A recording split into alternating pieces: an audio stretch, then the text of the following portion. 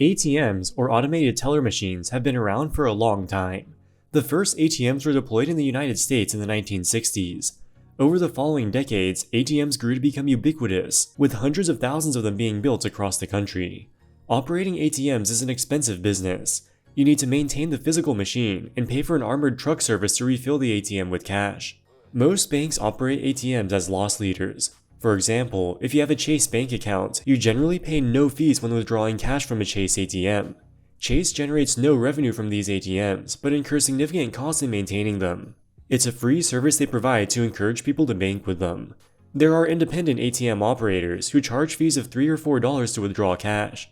They are generally located in places like convenience stores and must pay rent to the store owner for the privilege of placing their ATM there. Transaction volume for independent ATMs is usually pretty low because people would prefer to go to their bank's ATM where they don't have to pay fees. With the rise of credit cards and other forms of electronic payment, demand for paper cash is on the decline. With fewer and fewer people using cash, demand for ATMs has declined commensurately. The number of ATMs in the United States has been steadily declining in recent years.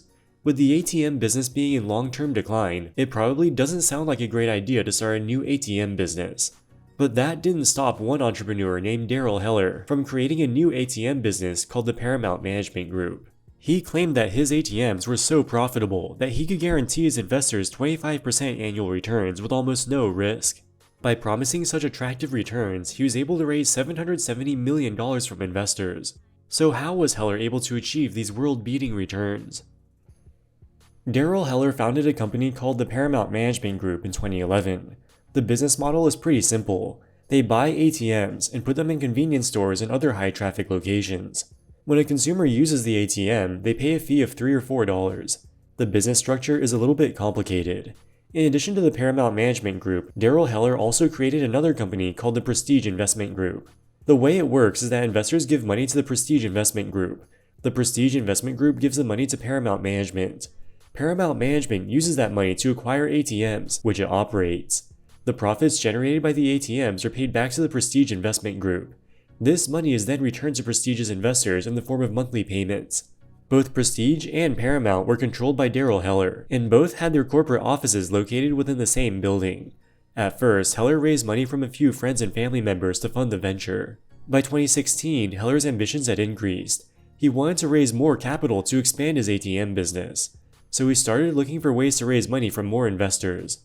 Around this time, he came into contact with a man named David Zook, who ran a company called Real Asset Investor. Real Asset Investor is an online platform where retail investors can invest in alternative assets. Zook agreed to start promoting the Paramount investment opportunity. Let's listen to a YouTube program he did in 2022 where he explains why you should invest in ATMs. Is it mostly ATMs at like 7-Elevens, and where are the ATMs placed, and ultimately, like, what type of investment is the business that has the ATM paying you a fee to have it there, and then you're also taking a fee off people on users? How does that work? Yeah, so there's really a three-way split on the revenue. Okay. What happens is the consumer comes up, swipes the card, pays $2, $3, $4 to get the cash out to make that transaction, and then there's kind of a three-way split. There's the operator, there's the real estate owner where the ATM is. You mentioned it, 7-Eleven or McDonald's or CVS, Walgreens, some of the bigger chains. They get the split of a portion of the revenue. Then you as an investor get a portion of that revenue. And so the revenue split, the way it works out is the investor in this fund we have open right now is the investor's making a 24.5% cash on cash return. And so, that's a fixed return. It doesn't go up or down. The reason it doesn't is because our business model is such that, if you make more than the $2,142, we keep anything above $2,142 per month. If you make less than that, we chip in our portion of the surcharge revenue to bring you up to 24. So there's kind of a floor, underneath it, and then it's almost like a preferred return. So it really becomes, now before before you get all excited about that return, you got to realize that you're also losing your asset over 7 years. So Okay. apartment building where the cash on cash return is usually lower than the IRR, here it's the opposite. 24.5% return cash on cash, but when you consider the fact that you're losing the value of your equipment over that 7-year period, it becomes more in line with an 18.5 to 19% IRR over that 7-year period.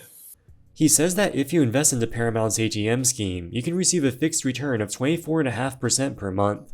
The ATM only lasts for 7 years, after which point it breaks down and needs to be scrapped. So at the end of the 7 years, you don't get your principal back. But even accounting for the loss of your principal, you still make an annual return of 18.6% per year, which is very good. The biggest red flag is how they supposedly guarantee the 24.5% return. In the example Zook was giving here, if you invest $104,000 into Prestige, you'll get a fixed return of $2,142 per month. That equates to 24.5% per year. Prestige doesn't charge any management fees. The way they make money is that if the ATM generates more than $2,142 of profit in a given month, they take the excess. But what if the ATM makes less than $2,142 in a given month? Zook says Prestige will chip in their portion of the profits to make sure you get your $2,142 in full. But Prestige only makes any profit if the ATM generates more than $2,142. So how can they make you whole? Where does the money come from?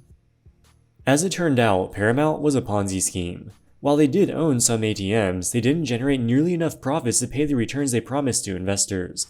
In 2022, Prestige reported to its investors that it owned 12,907 ATMs, when in reality they only had 7,381. In 2023, they claimed to have 27,807 ATMs, when they only had 17,244. In fact, the situation was far worse than those numbers suggest. Most of the ATMs they did own were non-operational. They purchased broken ATMs for very cheap prices and put them in warehouses where they weren't generating any revenue. This table shows Paramount's actual financial performance versus the amount of distributions they paid to their investors. From 2017 through the first quarter of 2024, Paramount generated $28.6 million of net operating income. During that same period, they paid $397 million of distributions to their investors. Of the money distributed to investors, less than 10% of it actually came from the profits of the ATMs. So where did the money come from? During this same period, Prestige raised $770 million from 2,700 investors. It was a Ponzi scheme. Money from new investors was used to pay returns to old investors. In or around 2014, Daryl Heller founded a private equity fund called Heller Capital Management. Heller Capital Management was a separate entity from Prestige and Paramount. Daryl siphoned money from Prestige to fund Heller Capital Management. His private equity firm made a number of acquisitions, including a Michigan-based cannabis company called Choice Labs, as well as a UK-based company called Eagle Aviation that helps people find luggage they lost at airports. These acquisitions were funded at least in part by money taken from Prestige. But Daryl didn't only use the money for investments. If you steal millions of dollars, you might as well enjoy your ill-gotten gains. He spent $1.5 million to buy a beachfront vacation home in New Jersey. In 2024, the Ponzi scheme imploded. There was not enough new money coming in to pay the returns to existing investors. In December of 2024, Paramount terminated all of its employees and ceased operations. In September of 2025, Daryl Heller was indicted on wire fraud charges.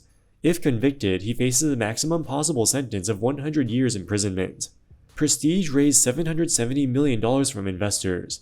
But many early investors had already received more than their original investments in returns before the scheme collapsed. The government estimates that there are currently about $402 million of outstanding losses from the later investors. The government will try to liquidate Heller's various assets, including his New Jersey home and his private equity investments such as the cannabis company. But this will only recover a small fraction of the losses. This was a massive Ponzi scheme with $770 million invested. There were 2,700 investors, so the average investment size was $285,000. How could people invest so much money into such an obvious scam? The idea that you can make 25% annual returns by investing in ATMs is absurd on its face. As we explained at the beginning of the video, the ATM industry is in a long-term decline. Both Daryl Heller and David Zook lived in or near Lancaster, Pennsylvania. This area of Pennsylvania has large Amish communities, In fact, David Zook, the main promoter of the scheme, grew up in an Amish family. According to the prosecution, the victims were disproportionately members of the Amish community. It's not far-fetched to assume that Zook leveraged his connections to the Amish to raise funds. The Amish avoid many forms of modern technology for religious reasons. They typically avoid the internet and mainstream news sources. They have only limited understanding of what's going on outside of their communities. This made them the perfect victims. Most of them probably don't understand ATMs, so it was easier to trick them into thinking that they can yield excessive returns. Alright guys, that wraps it up for this video. What do you think about the Paramount Ponzi scheme? Let us know in the comments section below. As always, thank you so much for watching and we'll see you in the next one. Wall Street Millennial, signing out.